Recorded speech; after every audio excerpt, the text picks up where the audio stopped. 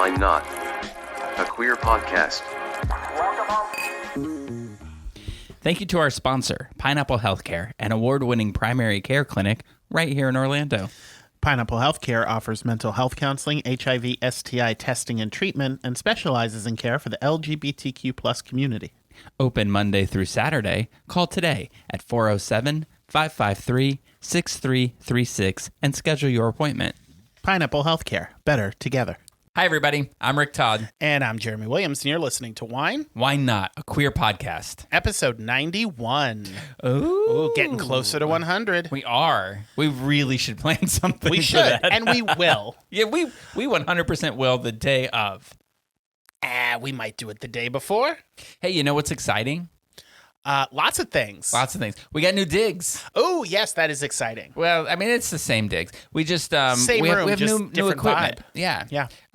We got a little upgrade. So listen, if you're just listening to this, you should go onto watermarkonline.com and become a member and get access to watch the videos of it. Because now they're cool. We got good, nice new cameras. You can see us in 4K. And did you just look at your camera too? I did too. Like, hey, I everybody. don't know if anybody wants to see us everybody. in 4K, but you'll get it. I know. I should have shaved today. But I mean, they're new mics too. So if you're only listening, it might sound that's different. true. Yeah, Let we us know. upgraded a lot of stuff, and you get to see stuff behind us. If you are watching the video, I apologize. I didn't realize how thin this shirt was. You can see my tattoo. Nice nipples, Like, you Rick. See my tattoo, and it's really cold in here. Can you tell? Anyway, so that's all exciting. Oh, 91. We like to do this thing where we talk about facts of like From 1991. That year. So yeah, 1991 was a big year. The Soviet Union dissolved. So, yay democracy. Also, Yay, some Putin. tragic things happened. I'm sorry, you were going to say? I just said yay Putin. Oh, Not really. 1991 was the year of the Rodney King video. Oh, remember? wow. And the LA riots. Wow. That was some shit. Yeah. Man. It was crazy. It's a lot of people say because the cops got off from from the beating is why O.J. Simpson was found not guilty. There's a whole a documentary out there where they discuss just race relations in L.A. at the time, and that members of the jury saw it as kind of you know what, you let these white cops off, we're gonna let this guy off, and that's why they found O.J. not guilty. Can you believe? Allegedly. Can you believe that? It could be they found him not guilty because he didn't do it. Can you believe that didn't spark the Black Lives Matter movement? Can you be like that didn't make the change? I think that's a perfect example of how social media has benefited society. Yeah. I think you needed social media for that to happen. We also needed it for Trump to happen, but Yeah. that's not a good Keeping thing. on the tragedies that happened in 1991, two huge tragedies. Jeffrey Dahmer. Well, he was caught. That's not a tragedy. I was really hoping you were just going to name a song. Jeffrey Dahmer was caught in 1991, and our favorite Supreme Court Justice, Clarence Thomas, was confirmed. Oh my gosh. What a Those travesty. both happened. Wow, 91 sucked. Yeah. And like nationally and internationally. And if you needed any more bad news from 1991, it's also the year that Magic Johnson told us that he was HIV positive during a time where we all assumed you're going to be dead soon, and he's still kicking. Well, you know why, right? Money. Makes according the to world- South Park, it's because he melts his money and injects it. Is that what it is? What it is the cure for AIDS is a large amount of money concentrated into a serum that you are injected into your blood. Yes. And it cured him, Cartman, and Kyle. Didn't cure Jeremy. Jeremy ain't got enough money. Could you borrow some? Can you get a GoFundMe? Let's get a GoFundMe started to see if that works. I will inject myself with all of your money. Use that episode of South Park as fact to start a GoFundMe. At the very least, you'll raise some money. $10. I didn't look this part up, but just staying on the AIDS portion of 1991, I believe that's when Philadelphia came out too. Oh, I don't know. I think want me to look that up Philadelphia. real You want quick? to Google that? I think Philadelphia came out in 91, or Tom Hanks won his Oscar in 91. I'm not sure. It's one or the other.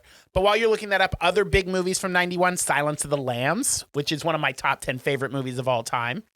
Beauty and the Beast, Disney's Beauty and the Beast, the cartoon only one. animated film to be nominated for Best Picture when it was just 5 Best Picture winners. But there's been a couple once they bumped it up to 10, but that's the only one that made it in for the 5. A couple of movies I know you enjoy. JFK, That's a good one. It's Back a good one. and to the left. And Robin Hood, Prince of Thieves. Oh, you know what? I don't give a shit about what people think about Kevin Costner. I I know fucking you love love that movie. I watched it the other day. I love that movie. I was in a grocery store and the elevator music to Everything I Do I was For You just came gonna say, on. I love that song. Do you know what was a hit song in that year? Hell yeah. Bryan Adams, Everything I Do from that Go movie. Canada.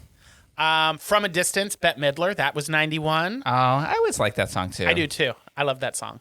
Nirvana, Smell Like Teen Spirit. What they considered the kickoff anthem to the grunge movement. Yeah, I have a lot of friends who have teenagers. I don't have teenagers, but I do not want to smell Teen Spirit. And then a couple of your big TV shows that kicked off in 91, Home Improvement, which they never won an Emmy. And the whole cast was like, I can't believe we never won an Emmy. But was like one of the highest rated shows of all the 90s. Yeah, and it won like a lot of People's Choice Awards, which is like the reason why they should stop doing People's Choice. It was the epitome of shows it. of the 90s that were like commercially and audience successful, but critically got panned a lot. But we used to watch it all the time. Yeah, we watched as a family, we loved that My show. dad's favorite thing to say all the time was, Philadelphia was 1993. So we'll talk about it in two episodes. Got a few years, Tom. 2 weeks. A few years. Dinosaurs and Step by Step. We're part of the TGIF. And then two staples in the talk show world, the Jerry Springer Show and the Maury Povich Show, both premiered in 1991. Wow. Remember when Maury Povich used to have shows? Year, actually. But then it all turned into test results. Yeah. Do you know one of the worst shows that they ever did? Did you ever see this where they had people confront their fears? It's so awful. No. Like there was somebody who was afraid of balloons, so they brought out somebody who had like 100 balloons tied to a string and walked them towards the person. They flipped out. But it was like people trying to confront their fears. It was really interesting. One day I'll have to talk about the stories, and I mean I don't know to what degree I can. Because I signed some sort of thing when I was Ricky Lake's personal assistant that I wouldn't talk about it. But this has nothing to do with her as being her personal assistant. I also worked on the show outside of that, and it's crazy.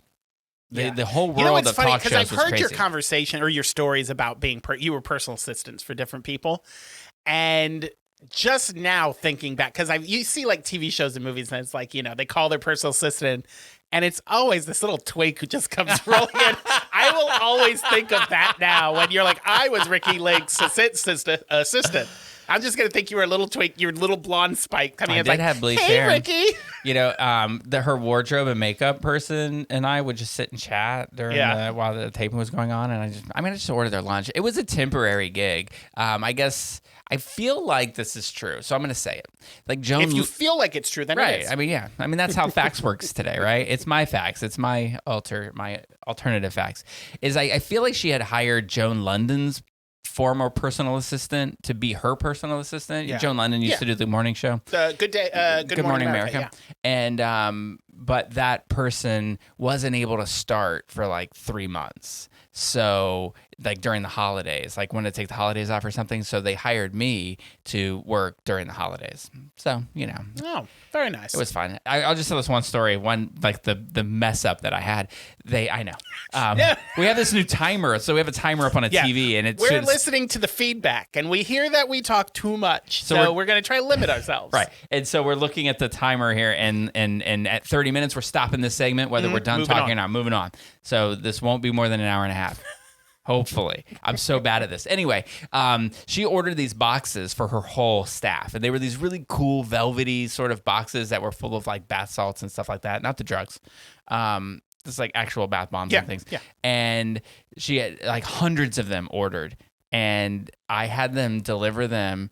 But I was like, I didn't know anything about where they should go. So they delivered them on the wrong set. They delivered them at a set like 2 floors down. So I had to like go and like grab these individually. They were big boxes and bring them up, all hundreds of them, and put them in the right spot before anybody found out. Sorry if you're finding out right now, Ricky. I'm sorry I messed that up. You're fired. Now, they liked me. Afterwards, that's how I ended up working for the show afterwards, even though that's the worst job I've ever had. But anyway, I digress. What'd you do this week? Are we at that point, or do we want to talk 1991 still? I just want to give a shout out. I'm done with 91. I just want to give a quick shout out. 1991 was when the Delta Youth Alliance started, which is now the Orlando Youth Alliance. I was a member of that many, many years ago. It's so weird that it was 30-something years ago, but it seems like it was yesterday. So shout out to Jeff Horn and Terry Deisher who started that. Thank you. And I think it was the first Pride Parade, the one that Joel Strack put on a credit card and said, "We're doing it." I feel like with it being Pride this past week, and it's the 20th anniversary of Come Out with Pride, there's been a lot of talk about the history of Pride in Orlando, and I feel like I've heard from several people that Pride actually began in like 91. Yeah, if only there was a documentary that we could have watched recently that would have told us. Is it in it? I don't know. I don't know if that phrase is, but I'm not sure. I feel like it was said last night on stage, which we'll get to. My week was Come Out with it was Pride Week, so it was filled with Pride. The only thing outside of Pride that I did was last episode I mentioned I got the Regal Unlimited card. I didn't have a lot of free nights last week, but I had one free night where I went and watched. I did a couple of documentaries. I watched the Christopher Reeves documentary, Superman, which was very, very good. And then I got out of there and I was like, let's see another movie. I can see all that I want. So the next movie that was playing was Piece by Piece, which is the Pharrell documentary. That is a animated Lego movie that was way better than I thought it would be and had any right to be. You know what? I'm going to have to say that it's because you're a Lego fan that you feel that way. There's no way that movie can be good. I disagree. I disagree because I watched it because I enjoy Lego. Are we willing to wager? Not based on your opinion, but we can look up Rotten Tomatoes. If I bet you money, do you like it or not? You're going to go back and be like, I hated it. Give me the money. I was going to say, I'll go see it. And I'll be honest. If I like it, then I'll pay for a month of your subscription. And if I don't like it, you pay for a month of mine. We'll see. I'm an honest person. I would be honest. But a lot of interesting things I didn't know about, like the McDonald's jingle. He wrote that. So, ba-da-ba-ba-ba, I'm loving it. That's Pharrell. Almost every song that was worth listening to in the 2000s from Pharrell. I mean, I do find that interesting. You can thank him for Gwen Stefani. Thank you. I couldn't remember her name. I was going to say Gwen Stacy. That's different. Gwen Stefani for being a popular solo artist. You can thank Pharrell for love him or hate him, for Justin Timberlake's success. Hey, you can thank him for P. Diddy. Almost all of the biggest hits during the 2000s, he, or at least him or Neptunes, which is the group he was in, were involved. And he had a really interesting life. Did they include the lawsuit in the movie? There's a couple, yeah. They talk about the lawsuit with Robin Thicke. They talk about his downfall. It's not Robin Thicke. It's his kid. The Little Thicke. Blurred Lines guy. Is it Robin? Alan Thicke is the dad. It is Robin Thicke. So it is Robin, yeah. But they talk about that and his downfall. He got into addiction and alcohol. And they talk about kind of just this kind of losing himself and just taking every endorsement deal that came his way just for the money, because he grew up in a poor part of town. Did he have an Arby's endorsement deal? I don't. Is that why he wears that hat? I don't know. That wasn't covered in the does look like the Arby's logo, doesn't it? But it's a much better movie than I thought it was going to be. Taking the whole the Lego adds another layer to it of kind of an enjoyment. It gives it another category that it can go up for an Oscar nomination, because it can now be nominated for Best Animated Feature if it wants. And there's talks that it's in the shortlist for animated feature and documentary feature. So, well, I'll tell you this: if it makes you want to do this wager anymore. When I think of the things that you enjoy that I do not, Lego is not on that list. Yeah. So I'm not opposed to Lego. Yeah.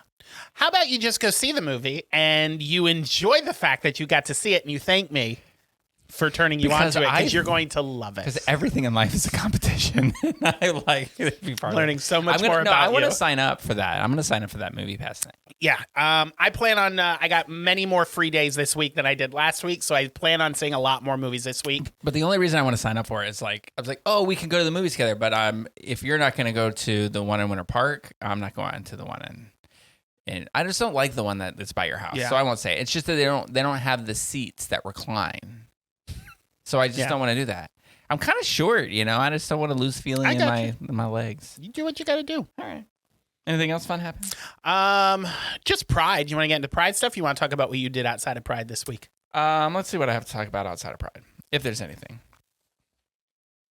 Look, everything I have is totally Pride. But no, Pride. I wanted to say, I started to tell you this, and then I was like, I'll save it for the podcast. Because, wow, it's so interesting. You know how, like, I get scared about of shit easily. I'm a scaredy cat, right? So that's why we're not talking about Smile 2 today. Right. I swear to you, Jeremy's like, I'm like, I will not watch it. I saw the trailer. They're lesbians in bed. We need to see this. He's like, nope, not gonna do it. And then I almost caved. And I might cave. We'll see. I'll go see it this week and let you know. So I just don't like creepy things. So but when I go to sleep, like if Dylan's there and if he doesn't snore all the time. Sometimes he snores. I'm sorry, it happens. So if he's snoring, I'll put in headphones and I listen to green noise, right? I think we've talked about all this. Because right when that whole scary thing with Ryan and me screaming, so I have the headphones in, but he was already kind of sleeping and I didn't want to turn on my phone because it's really bright and I didn't want to bother him. So I just played whatever was there and it was like sleep sounds and I played it and it was like, okay, it's kind of like massage therapy, kind of like, nice little sounds or whatever. But I guess that playlist was only so long and then it got into other things. Yeah. And then holy shit, I'm dead asleep and all of a sudden I hear, I hope you're sleeping really nicely. What? And I couldn't make out what it was, just this whispering, and I was like, someone is in the room. I was fucking petrified. So then, of course, I had to jerk out of bed, and the dogs were going crazy, and it woke Dylan up. And I'm like, I guess I should have just looked up the song I wanted to listen to in the first place. So anyway. Was it an ASMR video? Is that what you got sucked into? I was so out of it. I didn't want to look. I was just like, I'll never listen. I'll never hit that button again. Yeah. It's funny because as I get older, I feel comfortable and sleep better when creepiness is going on around me. So not only do I listen to I'll put my headphones on or something, I'll listen in an ASMR video, or I'll have it on my phone and listen to it. But on the TV, I'll have a YouTube video going. They're 12-hour long videos, and I'll have them go on, and it's usually rain or the waves or something, but whatever nature sound it is, the person who is in quote unquote, who's there with you, they're listening to old music in the next room. So it's sort of this muffled sound, and it's stuff like Tiny Tim's Tiptoe Through the Tulips and just weird old timey record 1920s music. And I go right out. The fact that this weird creepiness puts me to sleep sometimes concerns me. Do you know who whispers in your ear and listens to 1940s music? Murderers. That's who do that. Sexy murderers. No. I mean, sometimes in the movies. All right, so we're gonna run it. I'm abiding by the clock, so we're gonna move on to talk about these the Pride weeks. Come out with Pride. Yeah. Watermark did 2 events, and then there was a Pride event. So on Thursday night, Watermark played movie. We did Movies Out Loud, which is to me one of the funniest things that exists in this world. And we play this campy, crappy movie, and we have a drag queen and a comedian. I mean, I say a drag queen and a comedian, but they're both comedians. And one's a drag queen and one does real radio. Sabrina. She does News Junkies. She's news radio DJ. Yeah, and so they talk over the movie. They make fun of it. It's great. It's a good time. We love it. Yeah. So we played another gay movie, which we've talked about on this podcast. Yes. Unfortunately, when I bought the movie to play it, I apparently bought the director's cut, which I wasn't paying attention to. Which is more graphic. There was way more penis involved. Way more. A lot more nudity. Nudity, butts, sex. It was like every other scene someone was dry humping somebody. It was so weird. And the worst part is, for those who either listen to us talk about the movie or have seen the movie, there's a scene where the main character, played by Michael Carbonaro, goes to what turns out to be one of his professor's house, played by Graham Norton, and it is like a sex dungeon, and there's giant, massive dildos involved, and a sex swing, and it ends with Belgian chocolate on the glass coffee table. As this scene got started, my 2 current UCF interns walked into Savoy and sat down for the event. And as soon as that scene ended, I looked over at them and our eyes met. And all I did was I put my hand, I'm sorry. I am sorry. I can't wait. Like at the end of their internship, do they have to summarize what they did in their internship? I don't know. I do have to fill out things for both of them. Oh, I can't wait until I want to read that one. I'm not sure what they do on their part for their class. Like if they get up and they're like, this is what I learned about during my semester at Belgian Watermark. chocolate is when a twink gets under a glass table. But it is and an English man playing a German man. On it. Yeah, it was a lot.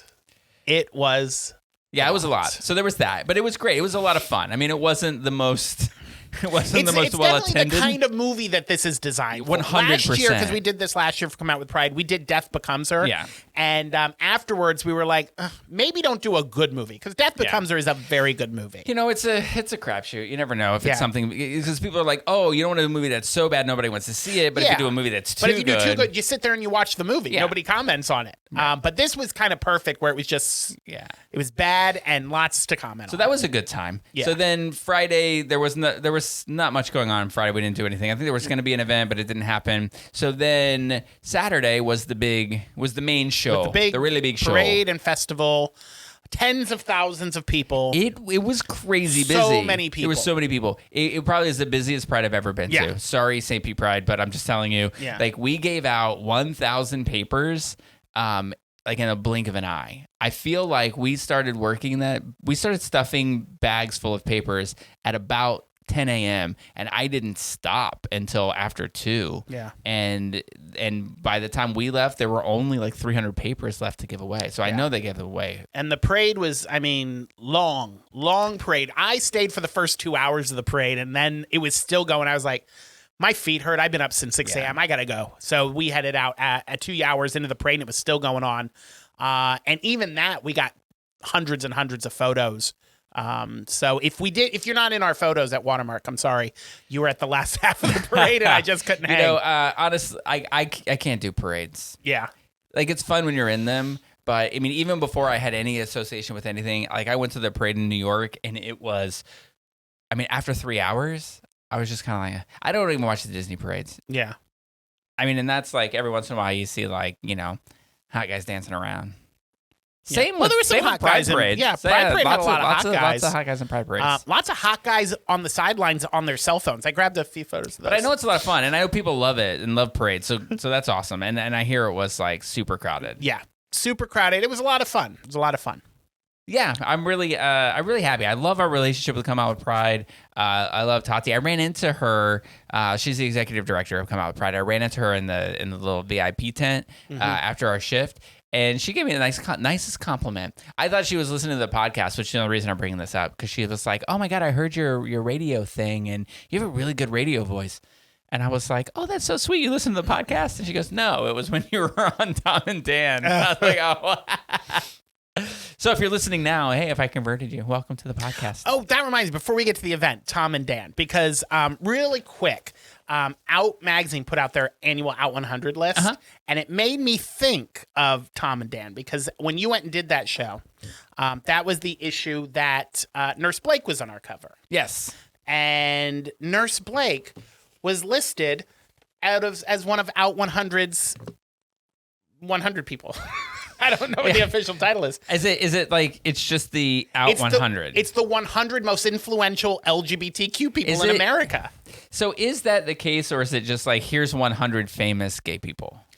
It's not just, there's like political leaders in here. There's activists. No, I know, but I'm just mean, like, next year they're going to do Out 100. And does it mean that the people who were on the list the year before are no longer the 100 most influential? And this is just a different, you know what I mean? That's why we don't call cover the list that detailed, but there are people I've seen on here who I've seen in years past. Like, is Neil Patrick Harris in there? I did not see him in this year. He's no longer influential. But no, You may influence me, Neil. Neil Patrick Harris is nice enough, but I don't know what he's done in the last year that would get him on this list. But this is an annual list of over the past year, sort of like the Time 100. I like when I ask you. I ask you questions all the time that are just sort of like arbitrary. Like, what do they call it? Not hypothetical, but just that don't require an answer. Yeah. And you always like yell at me like like, why are you asking me this? I don't work there. I don't know. You asked them in a very inquisitive manner. Just a couple of things that we've covered. The cast of Fellow Travelers made the list, which was a great miniseries if you haven't watched it. Our goal is to make that list. Harper Steele from the documentary we watched. Will and Harper is on there. Renee Rapp. Did we talk about the musical Mean Girls?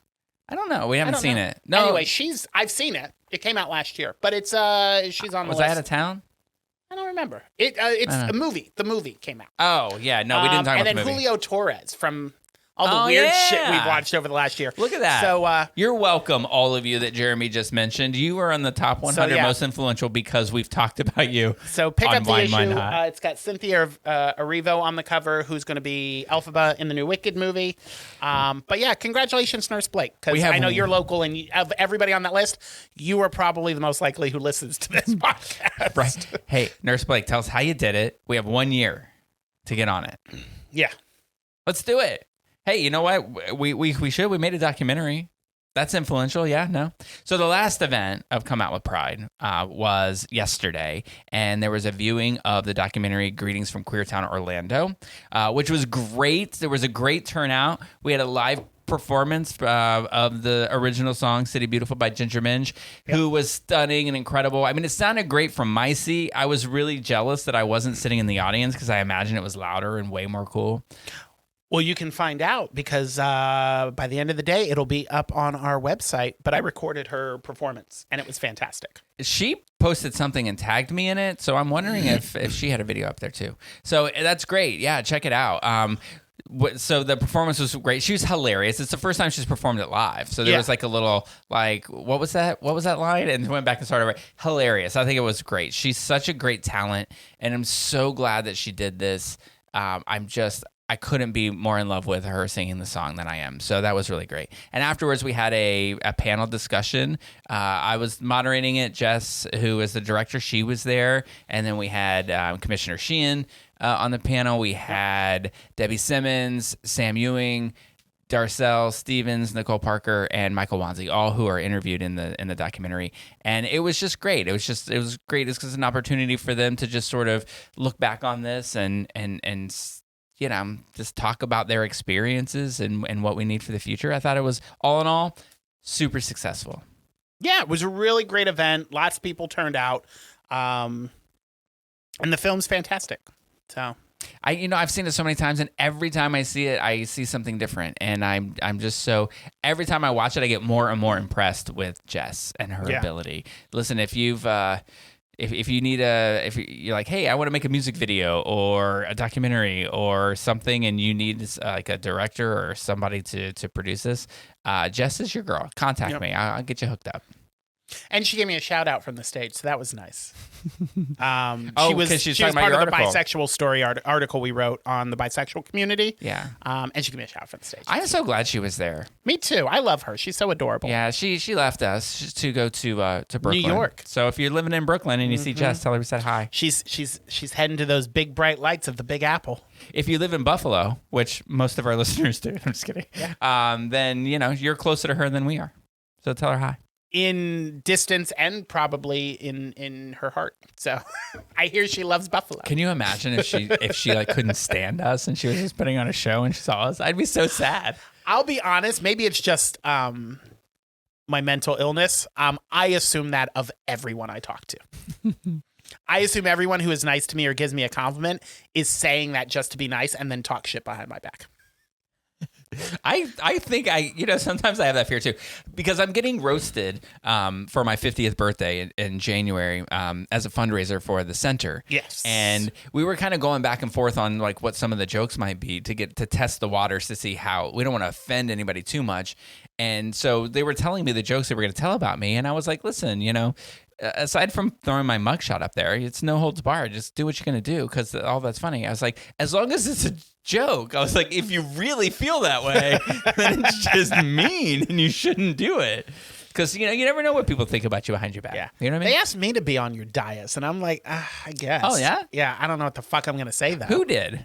Danny and George. Oh, okay. Yeah. Well, because I was talking to George about it yesterday, and I mentioned your name, and he looked like shocked, like he had no idea that was the thing. Well, that's fine, because I don't fucking want to do it anyway. Well, no.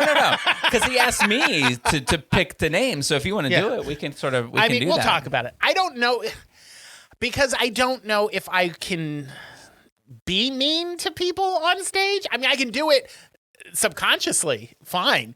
But to write up and get up on stage and talk shit about people, even if it's in a funny kind of thing, I don't know. We'll pretend see. You're in my car. We'll see. Well, this worked out really well. So we're right about the 30 minutes for this segment. You got 25 seconds. Say what you got to say. I was just going to say, let's reset that clock. Reset the clock, Caitlin, and we're going to move on. So we are first going to talk about... Is this like Weight Watchers? Can we roll those 30 seconds into... We're not rolling it over. If we get to an hour and 15-minute show, then congratulations to our listeners. I need some 0-point topics that I can just throw out at all times. All right, so we're going to talk about Heartstoppers first. Yes, we're going to wrap up the end of the the third season. We've got the last 4 episodes, and then we've got a special 75th anniversary movie. We don't talk about old movies. No, and we never will again. No, I'm just kidding. No. I just want to point out about Heartstoppers. You really, in these last 4 episodes of the season, just see a change. Yeah. And I think I mentioned this last time, but it happens all the time with shows like Stranger Things and Harry Potter, where you start off with a cast at a certain age and they get older. Yeah. Things change. It's like you mature with them. Yeah. And then the topics get more mature, and they're drinking more, and there's sex, and there's drugs. Well, and the language. The language of how these many children. times did Nick say fuck? Right? I was like, and then he did it.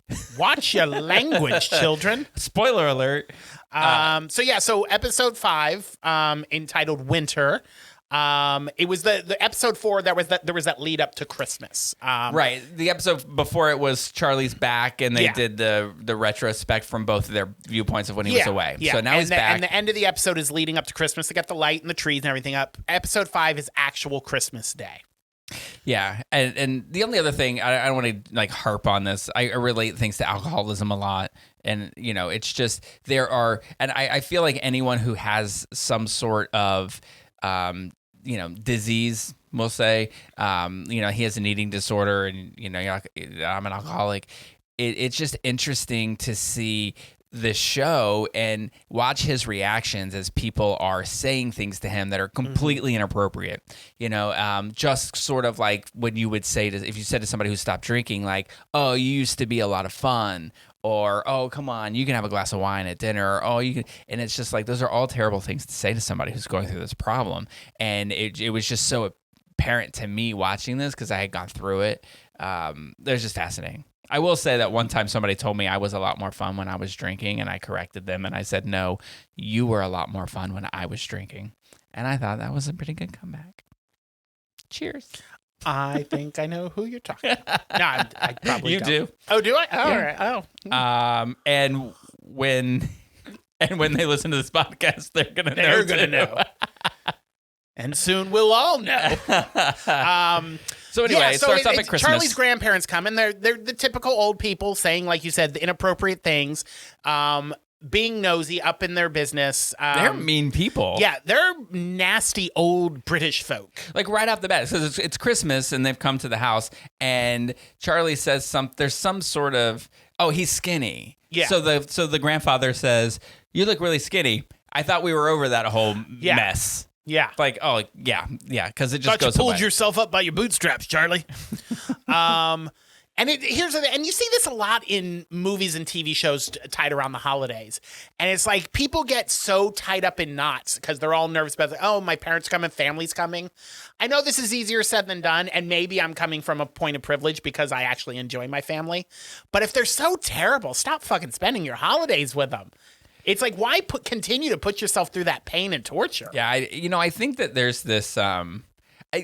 This may sound like a ridiculous thing to say, but it is privilege. I think to you're privileged that your family accepted you and that you're all close, right? So that's good. Yeah. I mean, you guys, you have different points of view and stuff that make for interesting gatherings. Yeah, from but time we know to how time. to have a normal civil conversation. Yes, unlike these old people. But I feel like in our community, this is the ridiculous thing that some people might think is ridiculous. We those who didn't feel 100% connected to their families have a chosen family. Yeah.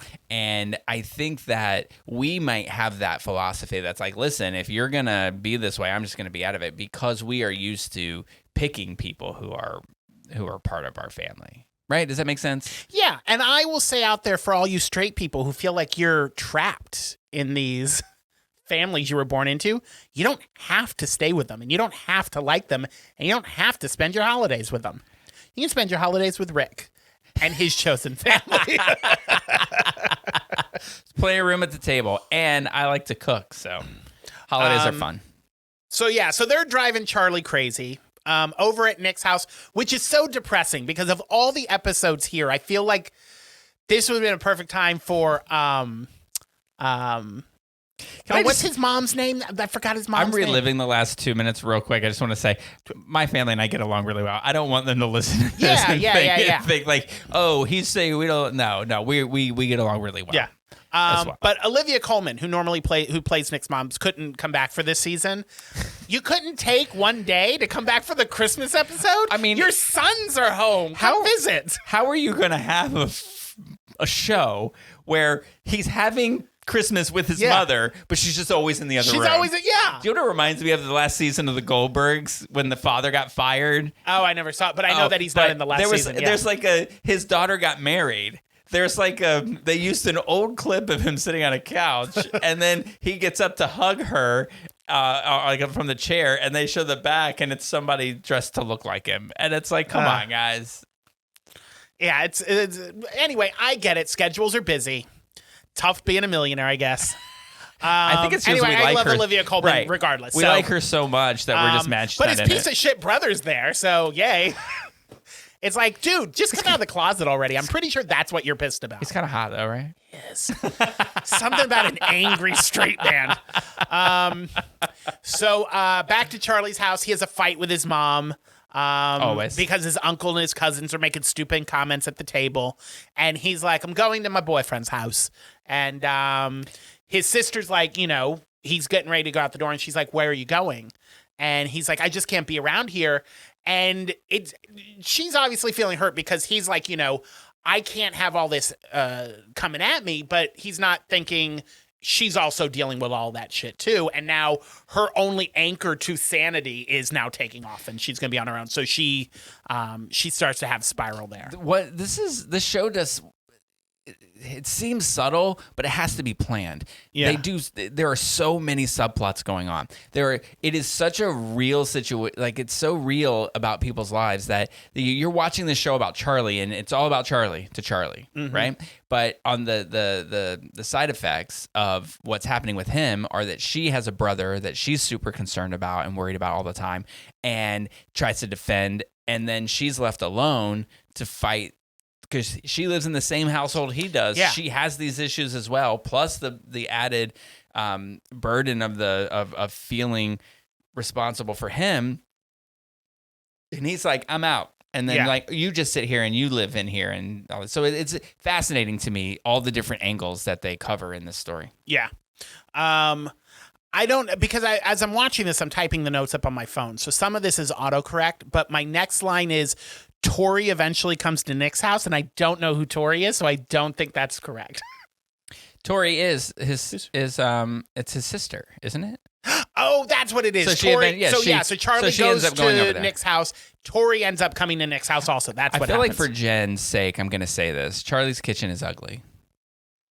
Charlie's kitchen? Yes. Charlie's kitchen, I don't live in Britain or England, but it feels like a typical English kitchen. Like when we watch Cucumber, or I've seen, what was that movie, Julia Roberts and Hugh... Notting Hill, one of the best rom-coms ever.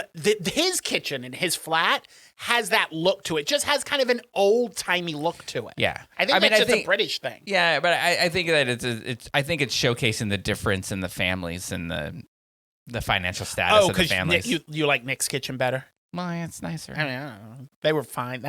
I'll be honest, when I watched the show, I didn't detailedly look at their kitchens. I think it was he has yellow cabinets, and Charlie does. Something was not pretty about it. Anyway, So we check in We with only got 21 minutes left. We don't we talk check about in the with kitchen Tao anymore.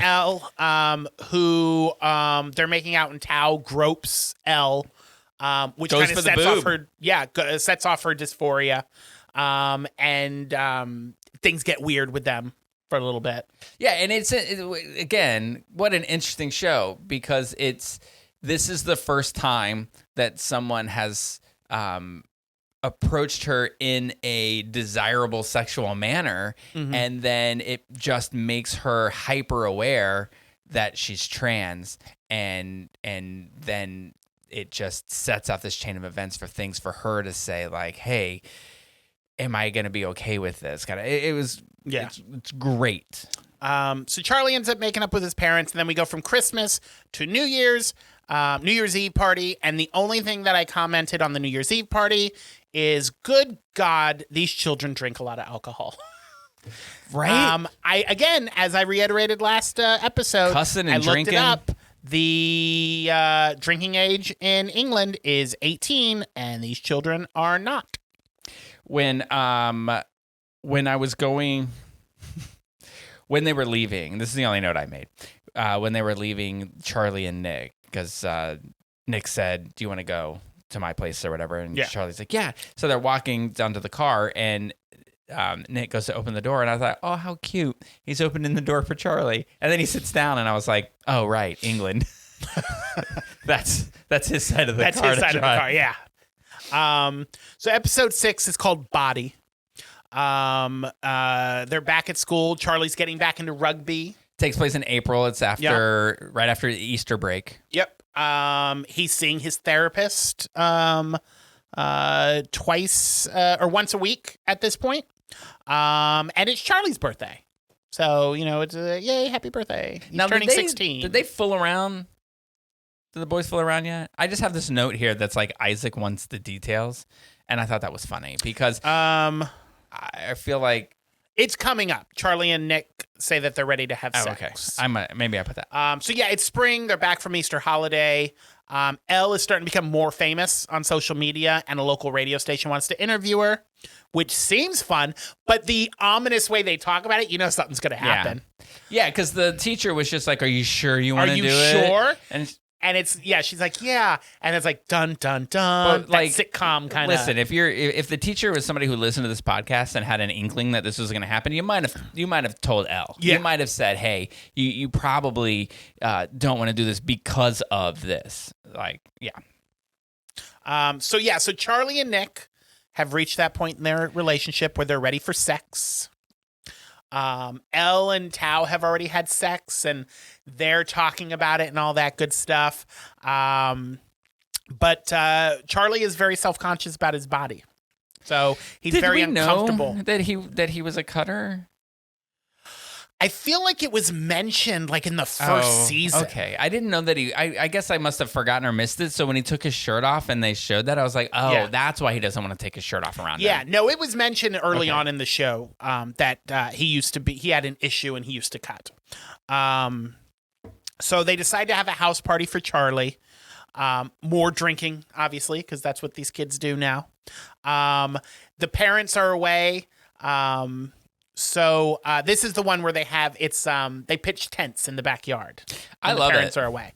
And they have a little house party there. That's a great idea for a party. Yeah. I mean, get your parents' permission if you're going to be drinking and staying at their houses and tents with your boyfriends and your girlfriends. I said this to Dylan while we were watching it, and I'm going to stand by it. Though all those parents know that those kids are drinking and sleeping together. They all know it. And they're like, whatevs. They have to. It's not hidden. They're all over each other, and they're always wasted. This is Nick's birthday. No, this is Charlie's birthday. Charlie's birthday. Charlie gets a present from Tori's friend. Michael. Yeah, Michael comes to the party. Michael is Tori's new boyfriend. Ooh. They're adorable. They had a moment at the New Year's Eve party where you kind of saw the little spark, the tinkling, as the credit or the captions like to call it. It was just cute, and they're both They're a little awkward, socially awkward. Yeah, and so it was like, oh, this is gonna be a good match. But he brought a present for Charlie, and it is the creepiest, weirdest, like porcelain cat thing. Yeah, and I love it. and I want one. I'm gonna do like a Google Lens search for that and get one. 'Cause it's cool. So yeah, he brings him a gift. Everybody's having a good time. And they start talking about what everybody's going to do after high school. And then Tara starts having a panic attack. Because of all the people in their friend group, everyone thinks Tara's the one who has all her shit together. She knows where she's going, what she's doing, what she wants to do with her life. And all of that, having it planned out, is starting to weigh on her. It's starting to stress her out. She's expected to go away to Oxford, and she's expected to dance and to just be the top of everything. Right. And there's only one thing she wants to be the top of. Indeed. Charlie gets drunk. Shocker, it's his party. I mean, get drunk at your own birthday. Do what you got to do. And he talks about doing it with Nick. You know. The deed. Doing it. So they don't end up doing it that night, but there's well, and it's there's because a lot of lead up to it. because they're like little mini adults, even though their age is this, they're just, they have these adult like conversations, like and it's not blatantly in your face like teaching lessons to kids, but if there are 16-year-olds watching this, there are such great life lessons that they can teach them. So Charlie says, "Hey, let's do it," and Nick is like, "You're drunk." And then Charlie says, "But when I'm sober, I'm too scared." And so they have this conversation about that, which is so incredible. I mean, I don't even think adults communicate that well. And so they just agree that they're gonna not do it that night until they're both in a position sober and ready to do it. I think it's great. So the next day, Elle is going to her radio interview, and Nick gives Charlie his birthday gift. And it is 2 tickets to go see his favorite influencer, Jack Maddox. Thirst trap, Jack Maddox. You know who that is? Yes. Jonathan Bailey does a cameo in there for those who saw Fellow Travelers, or for those excited for the new Wicked movie coming up. He is fucking gorgeous. I love him so much. I wrote in here, Skippy is Charlie's favorite person. He fangirls out over. Yeah. I'm going to call him Skippy always in every movie he's ever in. But he looks so good in this. Oh, so good. He looks. And I don't know if you've seen the Wicked trailer. He looks so good in that too. Does he? I don't know. I don't know how I feel about that character in Wicked. So anyway, so Charlie gets his book signed. And the interesting thing is, he gets his book signed. He's like, "Oh, yeah, I really like you." And then Nick is just completely dumbfounded. He just like at how beautiful Jonathan Bailey is. He goes, "I can see why you now enjoy this man." It's funny because Skippy says something to ask a question to Nick, like, "Did you need anything?" And Nick's like, Yeah. And it's just funny. He can't speak because he's in the presence so of somebody that's so hot. And they get so worked up. Yeah. They get so worked up that they go back to Charlie's place. And they start making out, and Nick's like, "Let's do it." This is where they do it. They do something. This is when Charlie's mom walks in. Because there's lead up to it where... Well, she gets home. She doesn't walk in because she's not there, right?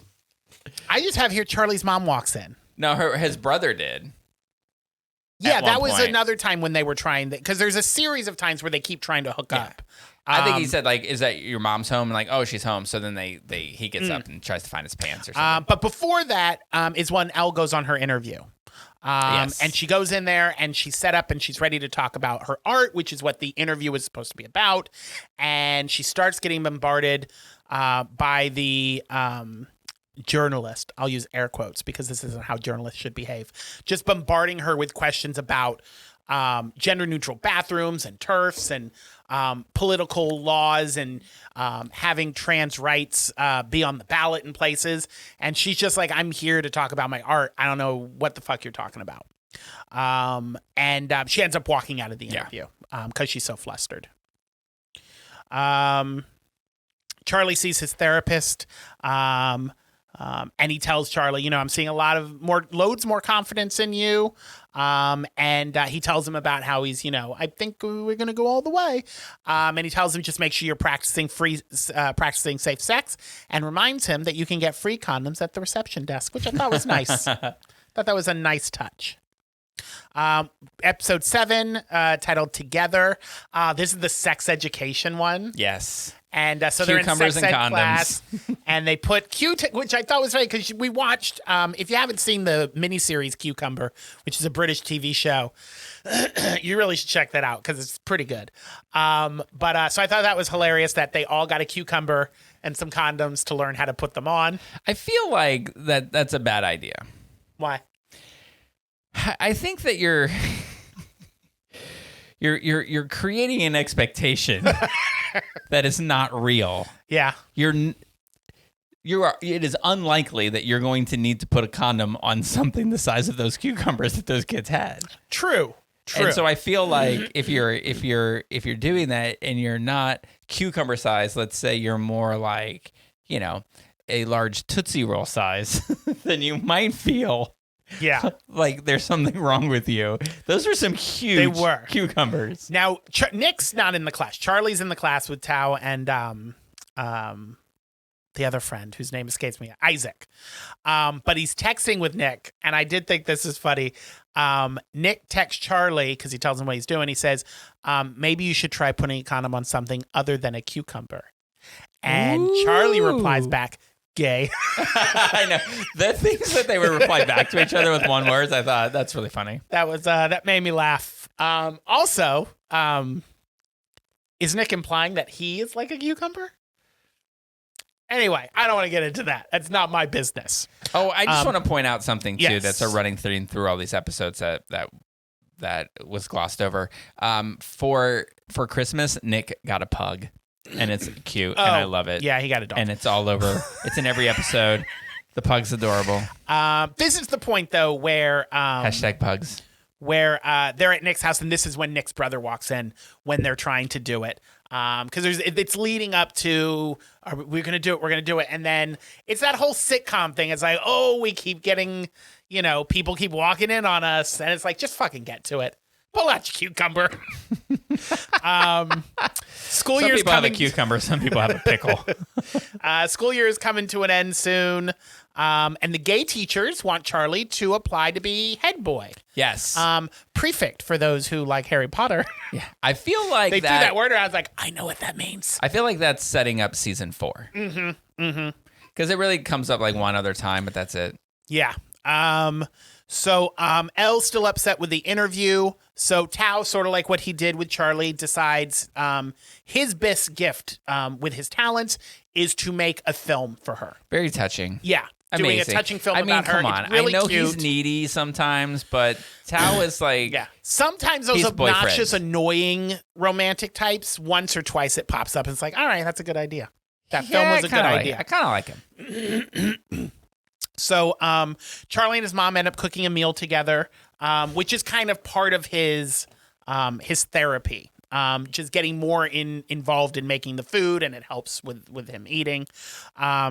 So now Charlie decides, we're having fun. We're cooking. I'm bonding with mom. This is the excellent opportunity for me to ask if I can stay the night at my boyfriend's house. And she says, I don't think now's a good time. Maybe after exams, which maybe it's because I'm old.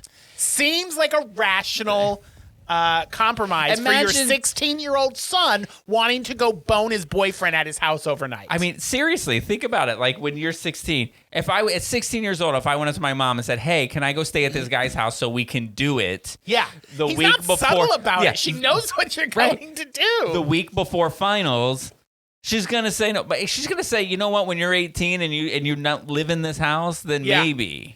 And his response, "Mom, I'm not a kid." The hell you ain't, right? Hell you ain't a kid. You're 16. Anyway, this is why I'm not a father. I couldn't handle this shit. If he asked for that and she goes gay, or she's not allowed to say that. What's funny is when she says no, he's like, "I'm not a kid. You're just doing this because of my mental illness." And then storms out, like, "Don't use that crutch. Don't you come in here with your crutches." You can only play that card so many times. All right. We gotta move along. So yeah, Nick is looking at universities, and he's torn about staying home or going away to university, because he's in his 12th year, and Charlie's in his 11th year, and that's the friends group is kind of split between. There's some of them that are graduating this year, some of them that have one more year. So things are going to change next year. They're going to change. So we go into episode 8, the final episode. It's called Apart. The episode ended with them finally doing it, by the way. Charlie leaves his shirt on. We learn in episode 8 that there was no intercourse. It was touching. So I'm guessing they were just rubbing each other. I think let's just say I think they got really handsy. I think they were rubbing each other. Anyway, I started episode 8 with episode begins post-coital. So they done it. Charlie left his shirt on, which, I'm fat. When I was a fat kid, I kept my shirt on when I went to swimming pools. I get it. They say they need a lot of practice, and they will continue to practice. I'm like, well, good for you. Practice makes perfect, kids. You ever leave your socks on? No. I'll do that if it's cold. No. I'm married, though. I'm allowed to. How do you get to their toes? Oh, my. I think we just learned so much. So Charlie goes, because they're talking about, how did you learn to do that? So Nick's like, or Charlie's like, I'm going to look at your browsing history. Let's see what porn you're looking at. And he opens it, and he's been looking at unis. University for you Americans. Yeah. And he's like, wow, some of these are far away. And he's like, yeah, I know, but England's a small country. You know what? So I'll just be down the block. I don't know. Maybe it's because I'm an adult, too, or older. 4.5 hours isn't that far. No, not to me. I mean, you can come see me on the weekends. Yeah. So Nick drops Charlie off, and he talks to his mom, and she apologizes for being overbearing. And I'm like, woman, you have nothing to apologize for. And says, I'm sorry for being quick to anger. I know we're running low, but just to go at the different angles of it, you assume Nick is nervous about going away to college because he doesn't want to be away from Charlie because of his illness, and he wants to be there to help him. But it's not. No. It's because he's afraid. He doesn't know who he is without Charlie. And I think that was a really great angle. It's just so well written. Mm-hmm. Charlie ends up apologizing to his mom, too. They agree no boyfriend sleepovers until after exams, which is a compromise that he should have been fine with before he threw his temper tantrum and stormed out. But he is just a sexually active, drunk. He's just a horny little drunk 14-year-old or 16-year-old. So Nick, Tara, Elle, and Imogen are going on a road trip. They're going to go visit some universities. And they start with the closest one, which is Kent, which is the one Charlie's leaning towards, again, because it's closer to home. I have named it Roy Kent University. They visit Oxford, which Tara that's been her goal, to go to Oxford. And she decides, you know what? I don't think this is for me. Yeah. I don't think I want to go. And that's fine. I like her. That is fine. I love fan. how, I love it. She is her own woman. Elle lets it slip in the car that she knows that Nick and Charlie had sex. And they're like, ooh. Tell me all about it. So they go, and this is where we find out that they didn't do, they just touched. So they take Nick to buy lube and condoms.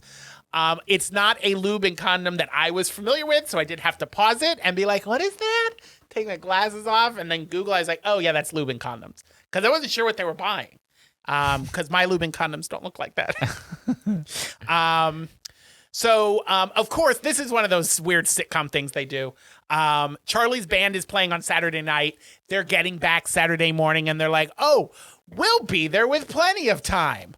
They're not. They're running late. There's traffic. And it's like, I promise we're going to get there. And they're rushing there. Before they head back, Nick ends up liking Leaks, which is, of course, the furthest away school. So now he's like, I don't know.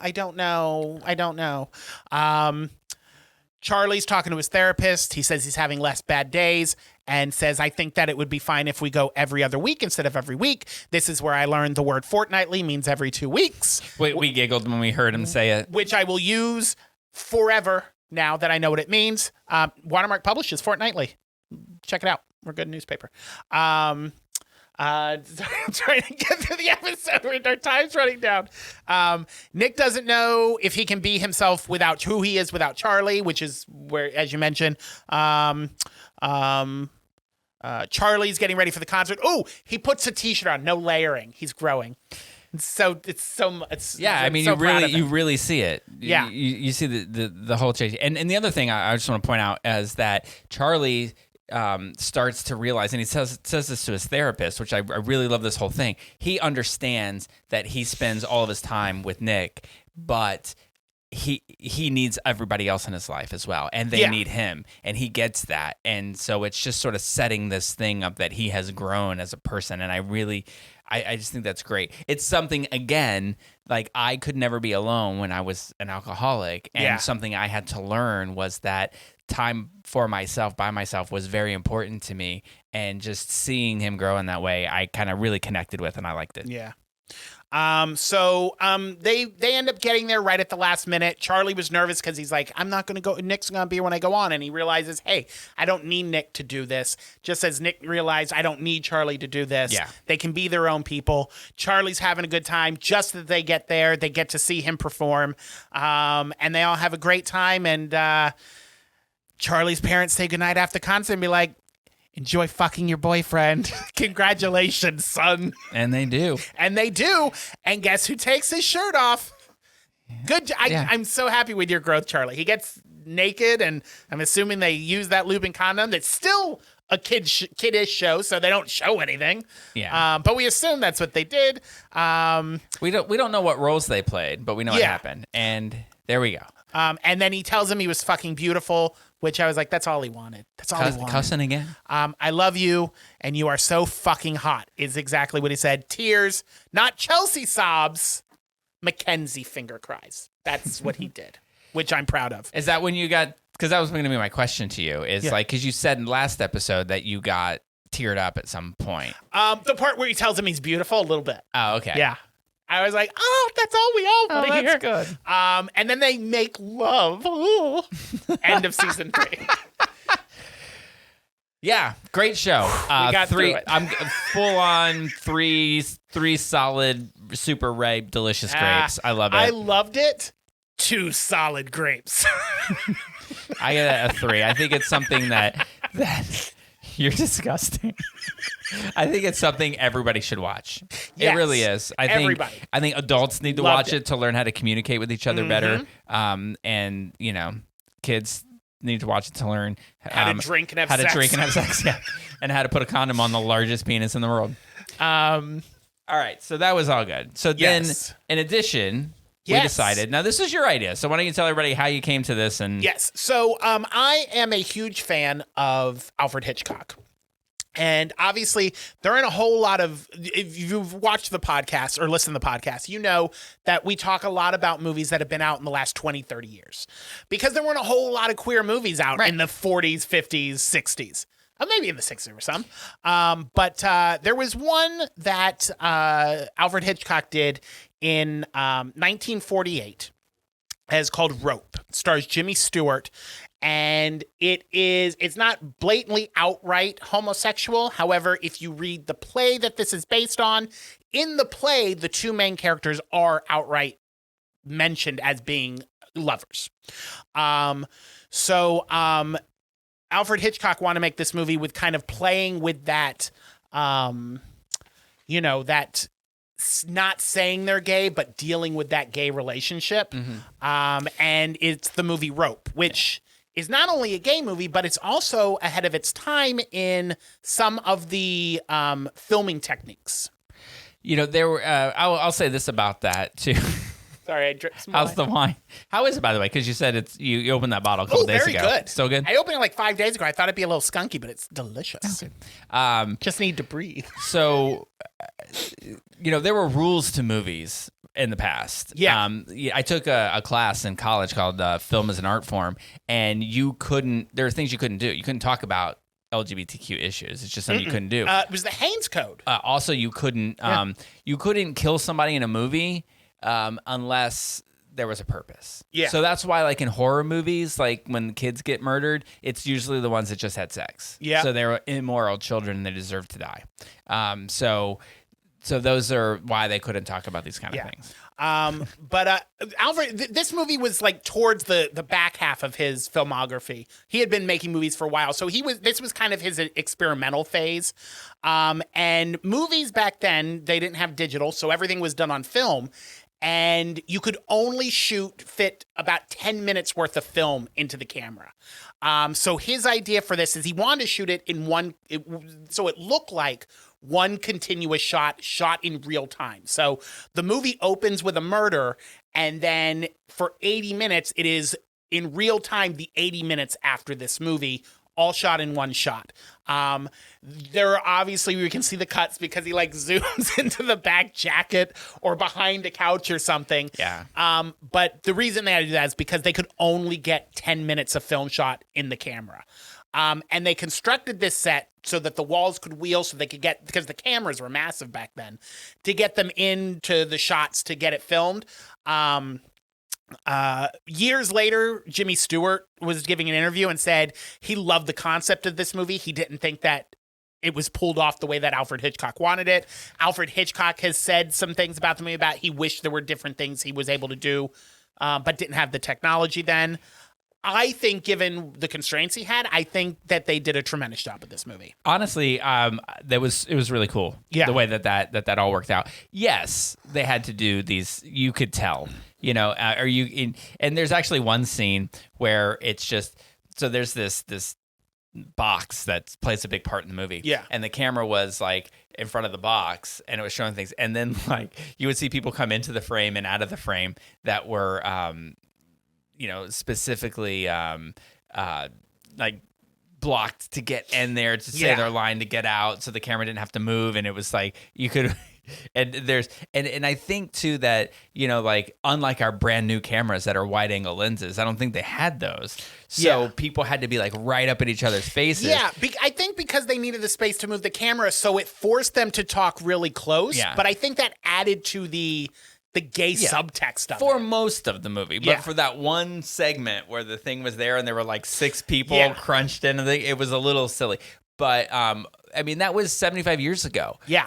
If I watched this movie 75 years ago, I would think that was way cool. I would have the way been they blown did that. away with it. Yeah. So and I was blown away by it. Like in general, just the context of what they're talking about. And I think it worked too because this was a play that was adapted. It makes it a little easier because it all happens. Usually when a show's like that, like plays are going to happen like in a location. So it's a lot. So you don't have to build multiple sets. So that really this show lends itself to that. Yeah. But it was super cool the way they did it. I mean, people would walk 2 rooms over and you'd watch them go into the kitchen, put something away and come back, and really well done. Yeah, he played with a lot of different angles that were kind of cool. When when he's putting the rope away in the kitchen and he goes in, the door swings open and then it swings back closed and you're just getting glimpses of the scene. There are a couple of things, if you look, that are kind of like when Jimmy Stewart walks in, he's holding the 2 pieces of the cake with the ice cream, and he's holding them to the right. And then as they pan in the jacket and pull off to the other side, he's now got it on the left. All I kept thinking in my head is when he's talking to the guy, he's just doing this. Yeah. Back and forth. What are you doing with the ice cream, Jimmy? You dancing with the ice cream? Come on. Just eat the damn thing. Now, all that dancing, it's going to melt. Story, something that Alfred Hitchcock did with his movies is he always put himself in the movie. He always did a cameo. And there is a cameo of him in here. Do you know where the cameo was? You see the cop at the beginning? No. Oh. It's actually not him. It's an image of him. When Janet is talking to Kenneth. Was he the aunt? No. I loved her, though. She's so kooky. When Janet's talking to Kenneth, and it's a 2-shot, and you can see the backdrop, the cityscape behind them, for about 3 seconds, a neon light lights up, and it is the outline of him from the Alfred Hitchcock show. Okay. So that's his appearance in Let's it. talk about that backdrop for a hot second. Okay. Oh, my God. Now, keep in mind, 75 years ago, oh my God, what they did with it was groundbreaking. Sure. Now it's like it was a cardboard cutout of a cloud hanging, and actually, it do you know never what the clouds moved. were made of? Spun glass. Oh, it looked like a cardboard cutout. The whole thing did. It was. I mean, but it's clearly. I mean, they don't. I mean, clearly they don't have a CC. It's filmed inside of a studio. So yes, I mean, but it's still. Yeah, they did a good job. But I was like, that cloud ain't moving. But yeah, I mean, it's layered, and there's like this. There's smoke coming out of the smokestacks, and there's windows are light up, and they've got neon signs. So they did a good job for what for 75 years ago. But yeah, I did read the clouds were spun glass, and while they don't move like clouds, they do move like every few seconds. They do shift, so it does give the appearance of movement. And also because the party goes on all night into night, they do sundown, which was also with the lighting, was a new technique they developed. So for the movie and its time, they invented a lot of film techniques that are still used. It was also the first film produced by Alfred Hitchcock's production company, which was called Transatlantic Pictures. Okay. It was the first one he ever did under his own production company. So this starred John Dahl and Farley Granger. Now, John Dahl was in Spartacus. That's the only thing I recognize that he was in.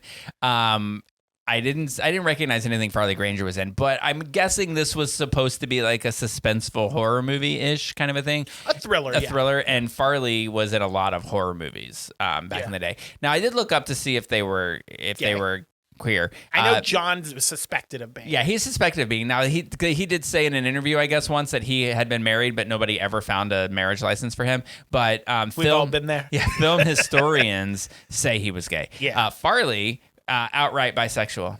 So he said he did. He was my favorite of the two. He did an interview where he said where he like came out as bisexual, but said like I never hid it, and no one ever asked. But yeah, there was no hiding there. And then the only other cast member, I mean, obviously Jimmy Stewart is in it. Yeah. But I just wanted to mention Constance Collier. She was in a movie called Kitty, and that makes me laugh. And I hope she stars in it, and I want to watch it. She was a force. Yeah. So it's because obviously the setup and it's based on a play and it's, in one confined apartment. It's a small cast, but Jimmy Stewart plays Rupert Cadell, who is the former headmaster of the school that these four boys used to go to. A Dumbledore, if you will. The Dumbledore of the group. And then you had Brandon and Philip, who were the gay couple. You have the roommates that met in prep school that still live together. Yes. I noticed she kept saying, because phone calls would happen. They had to take the phone call. She's like, you can take it in the first bedroom. And I was like, the first bed? You mean the cover bedroom? That's where Philip sleeps. Yeah. I've been in those relationships. Because they had that line in there because they didn't want the audience to think they were doing it. You don't want to Nick and Charlie it in that room over there. Yeah. So you got Brandon and Philip, David, who is the one that they kill in the very beginning of the movie, and then Kenneth. So they're four friends. They went to school together. Poor with David. Rupert being their headmaster.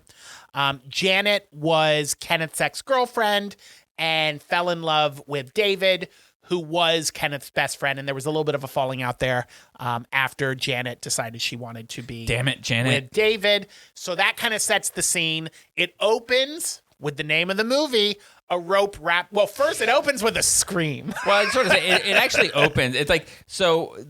Back then, a lot of the credits happen at the beginning of the movie. Yeah, they ran the credits. So they're running the credits, and then this cop grabs these two kids and is running across the street with them, and a car is driving, and then the cop like stops and yells at the car, and I just thought, "Come on, cop, you're jaywalking." Anyway, I just was noticed that a thing back then? Yeah, and then you hear this. And then it goes inside and you watch David being strangled. Yes, David, there's a rope wrapped around David's neck, and Brandon is strangling him while Philip, from behind, and Philip is standing just awkwardly close to David's dying body. They're like sandwiched against him. It's the most unbelievable death scene I've ever seen in a movie. It's very homoerotic. And then he just kind of falls there. I mean, this is why people think strangling people is probably easier than it really is. It's because they watch a movie like this. So there's a big trunk in the middle of their living room. They kill David, and then they put his body in the trunk. The whole premise of this is Brandon and Philip, up until he goes through with the murder, feel that they are elitist. They are more intelligent and smarter than people, which gives them the right to kill a commoner such as David, and that they think they're so smart they'll get away with it. Well, and that they're so smart that they're the elite and they get to decide whether people lesser than them get to live or die. Yeah. And poor David, he just practically had to sexually harassingly force some woman into agreeing to marry him, and then boom, he gets killed. Yeah. Do you think that was the justification for his death? His like being like, "Oh, you're gonna say yes, you're gonna marry me," or that's just the way it was back then? I don't know. So they put him in the trunk, and they decide they're gonna throw a dinner party with the body in the room with everybody while they're having the party. Everyone invited to the party has a connection to David. So his ex-girlfriend, his ex-best friend, his current girlfriend, his ex-best friend, his father, his aunt, and his old headmaster. Yes. So the boys, as boys back then too, have a maid, Mrs. Wilson, who takes care of these boys and makes sure that they're eating and then, taking their vitamins and all the good stuff that a nice nursemaid does. I like Mrs. Wilson, and I like that she has her own desires as well. She's not just there to take care of them. No, she's there to get some Jimmy Stewart, isn't she? She wants to get the head master. Yeah, she's got a thing for Rupert Cadell. So the first thing I noticed is after they kill and they're like, hey, we're going to have a celebratory drink. And they decide to pop a bottle of champagne. And then they pour it into martini glasses. Not very gay. Now, if you're, as a gay couple, you should know what drink glasses you should be pouring shit into, not martini glasses. So they're talking about how they were feeling during it. And this is kind of the first thing kind of in the gay subtext of it. They're talking about it almost as if it's the first time of them having gay sex. And it's like, one was just like, oh, it's so much more exhilarating than I thought it was going to be. And Philip's like, I don't know. I didn't like it as much as I thought I would.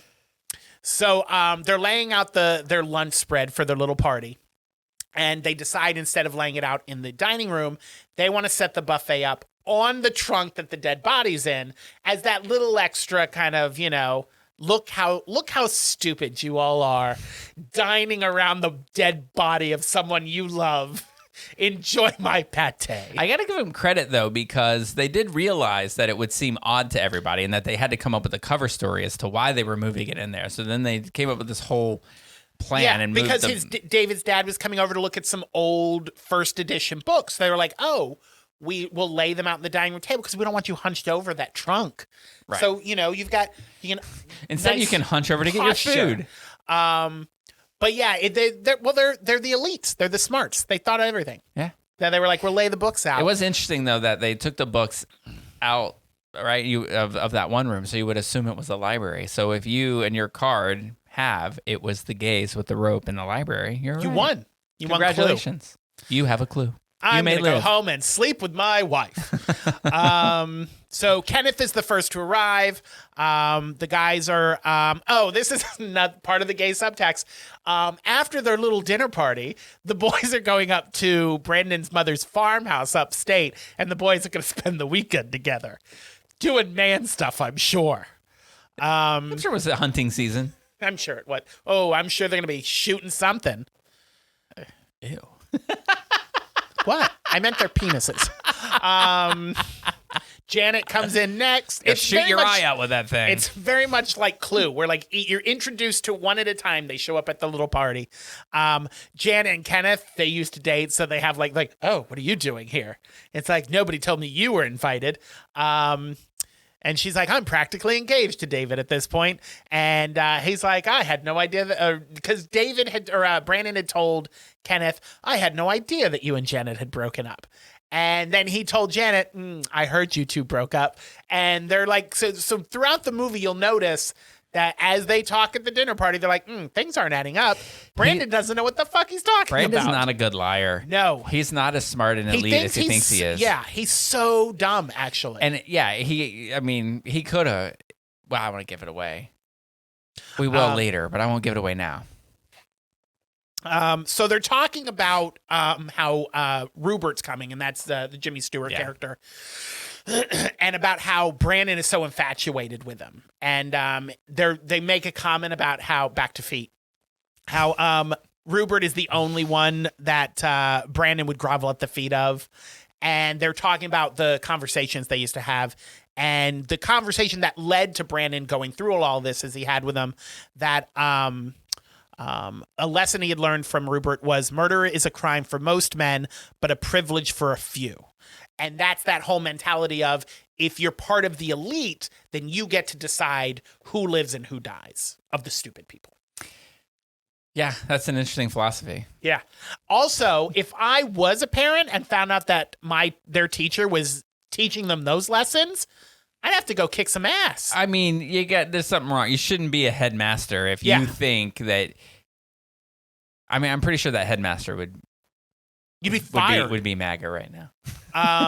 And this hurt my heart watching this, because Jimmy Stewart is like my favorite golden age actor. I love him. He is the Tom Hanks of his time, and I love everything he's in. But I did not care for who he was in this movie until the end, when he realizes, oh, I'm just a terrible person. I shouldn't believe that. Yeah, well, I mean, did somebody have to die before you realize that? Right? I mean, come on. You're an educated man. Be educated. It's almost like when people are like, after January 6th, like, I can see now why Trump shouldn't be president. Now?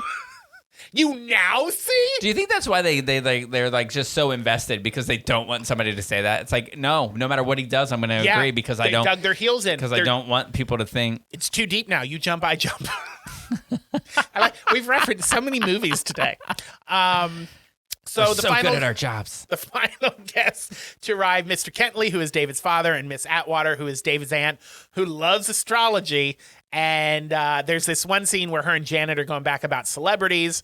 And every time Janet mentions a celebrity she likes, Mrs. Atwater's like, they're a Gemini. I love them because they're a Scorpio. It's like, all right, calm down, lady. But she's delightful. I love her. She's delightful. Did you notice at one point, I just want to say like that, what is it with people wearing garments that have faces and feet on them? Like they're mink stoles. Like their minks had feet and faces. Did they? Yes. I'm going to have to go back and look. I did not notice that. Not for me. So Philip is a piano player. He plays the piano. So he's playing the piano as Rupert arrives. And as we mentioned, he's the former headmaster. Rupert is excited to have him there because, again, he grovels at his feet. And he's all excited. And you think that, the other guests are thinking, oh, you're just excited because your favorite headmaster's here. But he's just giddy with excitement of, ooh, you're not going to believe what's in that cabinet over there. You're going to be so proud of us. But he stutters, obviously, when he's excited. So Rupert points it out. And even to somebody who admires him, he's a total dick to him. He's just like, when he comes in, at first, he's just a dick to everybody. I wrote this comment down. I think they're all dicks to each other. Yeah, they're not very. I don't understand why these people hang out. I think what it is there are jokes, but they're not landing because we're not used to that time frame or that style. Like when they get there and like Mrs. Wilson, who by the way was so excited to drink the champagne. I've never seen anyone more excited to get a glass of champagne. They come in and Jimmy Stewart's character's there and she's like, oh, I got that pate that you like. And then he's like joking, but he's like, oh, I don't eat that pate anymore. And as a joke, but it wasn't like that. It was like, it was almost smugly. Yeah, it was almost like, I don't eat that anymore. Yeah, and she's like, oh, I'm so sorry. And he's like, I'm kidding. I'm kidding, you dumb broad. Right, like it was so weirdly uncomfortable. So I wonder if some of it has to do with that. It's like maybe it, But also he's just like, do we all have that friend, like that gay friend that just likes to cause shit? Mm-hmm. And it's like, so this is what this whole thing is. It's just I'm gonna do everything I can to screw with everyone I know. Yeah. Now, the next scene the next conversation that happens was making me giggle like a little schoolgirl, but I don't think it was intended to. They're part of the buffet. They're serving chicken, so they're carving it up. And Philip says he doesn't eat chicken. And Brandon tells everybody it's because he used to strangle chickens. And whenever he would say strangle chicken, I would hear choke the chicken. And I thought it was a masturbation joke. And I was giggling through this entire talk because every time they were like, you used to choke the chicken or strangle the chicken, I was like, hee hee hee. I wrote down, you're quite a good chicken strangler. And that made me he's laugh. like, I didn't strangle the chicken. They're like, there was one time where you choked it too delicately. I do want to point out, too, when he said, I don't eat chicken, the girl said, how queer. Yeah, how queer. I did, and I don't know if those, because I wasn't alive in 1948. I don't know if that was the language back then. She just meant strange. How right, strange. Right, yeah. But I don't know if queer meant queer back then as it means now. Yeah, I don't think it did. Because it was funny that she says, how queer? And then the audience giggle and they're like, indeed. I don't think it meant that because later on she said like she didn't want to pretend to be happy. And in saying it, that's what she meant. But what she said was, I just couldn't be the gay girl. Yeah, yeah. So it's like, yeah, those words meant something different. Because I knew that didn't mean, but I didn't know if queer meant that back then. You're quite a good chicken strangler. So they get into the conversation of Rupert's theory that murder is an art for superior men. Basically, he suggests The Purge. I have no doubt that whoever wrote The Purge was watching The Rope and they're like, movie idea, let's write that. Yeah, 100%. Because he suggested The Purge. Mr. Kentley disagrees. Brandon gets a little heated in his conversation of, oh, you don't agree that us fine people should be able to murder who we want? You're stupid. And he gets up and he's like, I apologize. Brandon ends up apologizing. He goes, I just get a little heated sometimes. I apologize. So they go and look at the books because that's why Mr. Kentley came. As things are going on, David's not showing up at the party. People are getting a little concerned. At this point, it's just kind of like, I can't believe David's late. It's very unlike David. It's very unlike David. David's always on time. Always. Is he but okay? You know what? As Mr. Kentley says, he's a grown man. We just can't, we can't watch every step of his. I'm sure he'll be along when he's meant Somebody to should open the Find My iPhone app and see where David is. Open something. What's in the box? What's in the box? So Janet is getting upset because Brandon is interfering in her relationship between David and Kenneth. In the meantime, while they're going back and forth, there's this little thing, I know what you're up to and I'm going to figure it out. There's this thing that people are starting to think, like with Janet and Kenneth particularly, that Brandon arranges because Brandon wants Kenneth to be with Janet and not David. So Janet's starting to think, oh, you did something that, you arranged so David's not going to be here to try to get me and Kenneth to hang out and try to re-spark something. I see through you. And Rupert chats it up with Philip while he's playing the piano because just as the party's going on, Philip's getting more and more unhinged and he's getting just hysterical. He's losing it. He is. He's like Trump towards the end of an election. So Rupert asks him, he goes, why did you lie about choking at the chicken? And he's like, I didn't. I've seen you choke chicken. He goes, I came upon you one time and you were choking that chicken real good. You choked the life right out of that. And he's like, I don't know what you're talking about. He goes, I never said I never choked the chicken. I just said I didn't choke it then. Why are you in my ass right now, Rupert? He's just getting like so crazy. I'm going out to knock on the door next door after this and ask them how they enjoyed the choking chicken segment. They're just going back to the thing where they're just dicks to each other. Like Rupert sits down, he turns lamp, and he goes, "Could you turn that off? I can't play with the light in my eyes." It's like, come on, dude. I know you just murdered someone, but calm you down. Be nice to people. Here's the part that I think really set Philip off. As he's talking with Rupert, Mr. Kentley and Brandon come back into the room with the books that he's going to take home.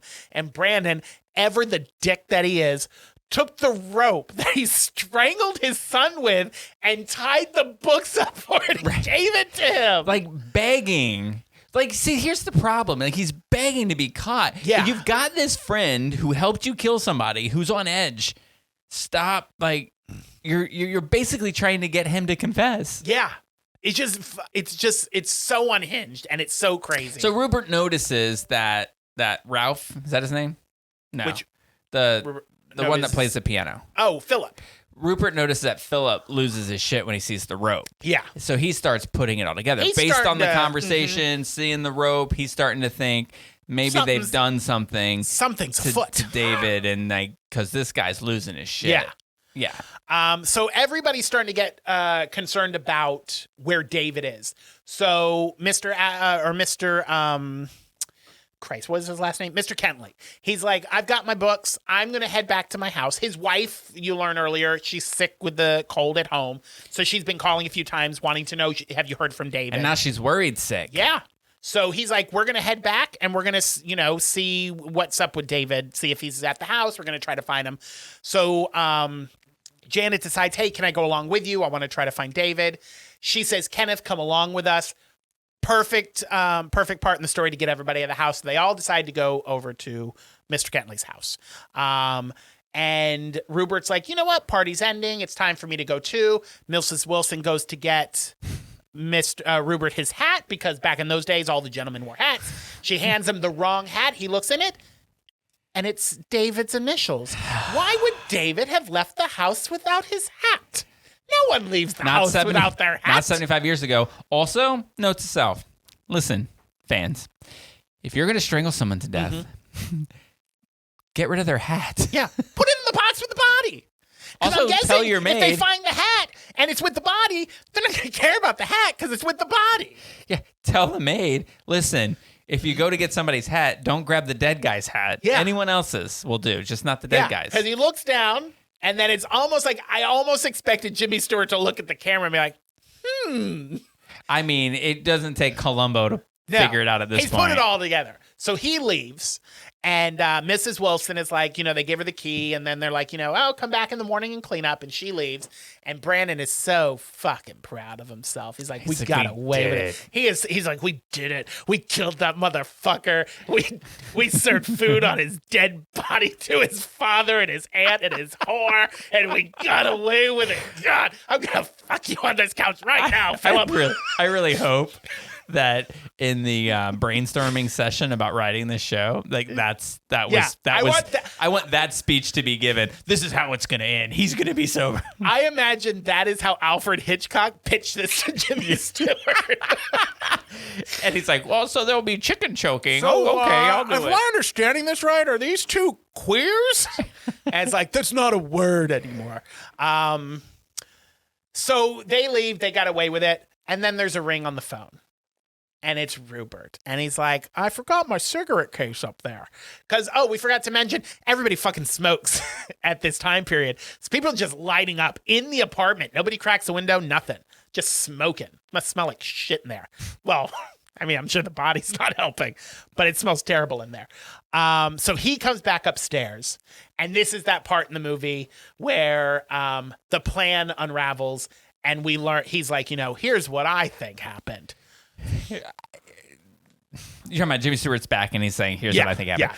Listen, this whole thing blows up in this one instant. He pulls the rope out of his pocket. Like he went and got the rope. When he went out with the family, he was like, Mr. Kent, can I have that rope, please? Now, he may not have figured it all out, but he pulls that rope out, and immediately Philip goes, he knows we killed him.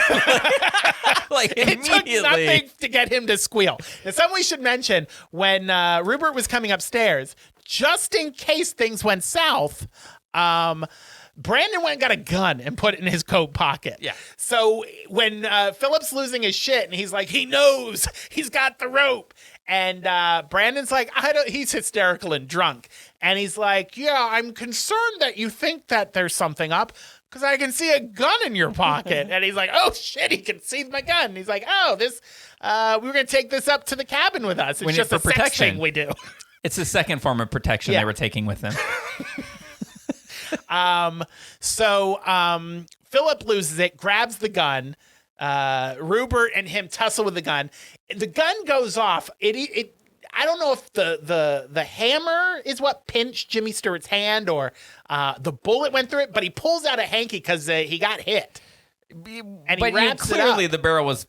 I mean, I thought maybe it burned his hand or something. But there was blood on the handkerchief, and it made me think. Did he actually get pinched and that's like actually happening? He's just like going with the scene? Oh, right. Oh, because he was like, we're not doing another. Nobody mentions anything. If they had to retake it, they would have to do the whole movie. It would do the whole scene. So I don't know if it pinched because he's just going on and he wraps his hand up. Interesting. And then nobody's like, oh, you injured yourself. He's just like, damn it. And then he just continues going on. And he points the camera and he's like, Philip is at the piano because that's his safe space. Every time Jimmy Stewart bleeds, an angel gets its wings. And he's got the gun pointed at Brandon. He's like, get out of the way. And he's like, wait a minute, listen here, Rupert. He's like, get out of the way. And he moves and he goes, don't open it. He goes, fine, open it. And he opens it and he sees the dead body. And he's like, I can't believe that you did it. And he's like, aren't you proud of me? And he's like, no, I'm not proud of you, you dumbass. You're a murderer. Then he does a weird thing. Oh, you know what? It was so long ago that they didn't have 911. So he's basically like, you're going to go down for this. And so this... Not only down with it, he goes, I don't know what they'll do, but I hope they kill you both. He gave a really impassioned, great speech. It's like, it was the best moment of the movie. Speech, yeah. It's a great speech. I mean, basically, in this one instance, you showed me that my entire philosophy is wrong.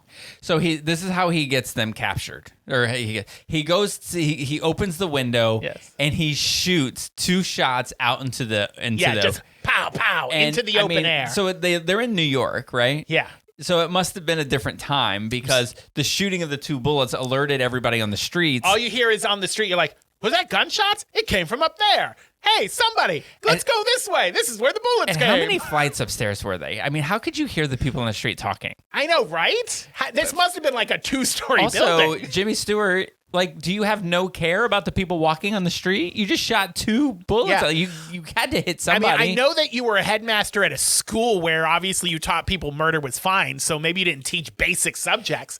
But science teaches us if you shoot something fucking straight up, it's gonna come down. I want to see the movie about the 2 people who got hit by those stray bullets and how it affected their lives. So he shoots it. It was that headmaster. And he's like, y'all, and because you hear the sirens, and he's like, the cops are coming. And then the 2 they fall into their safe space. Brandon mixes it. He's like, fuck it, I'm having a drink before we go. And Philip starts playing the piano.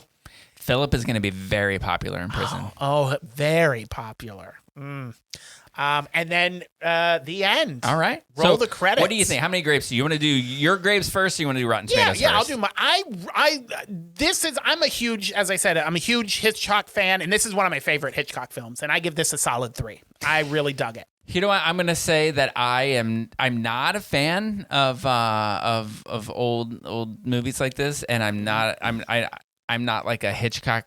Like, hey, I got to see all these Hitchcock movies. Yeah. I may have seen part of Birds. That's Hitchcock, that's a good, right? Yeah. Psycho? You never saw Psycho? I don't think so. You know, really quick, Psycho, first time on in a movie that they showed a flushing toilet. Was there anything in it? No. Just the blood. I think she was flushing. What was she flushing? Oh, no, that was the drain. The blood was in the drain. Drugs or something. She was flushing something down the toilet. It wasn't like she right, because she had stolen something and that's why she was able to be killed in it. So, but yeah, that was the first time that they ever showed a flushing toilet on movie. So I'm going to say, you know, I reserve 3 grapes for like the best things I've ever seen, but I'm going to say real solid 2.5. It's worth a watch, and it's only an hour and 20 minutes, 80 minutes long. If you get it on Fandango at Vudu is what it's called now, for streaming services, $3.99 to rent, $5 to buy. So I just bought it.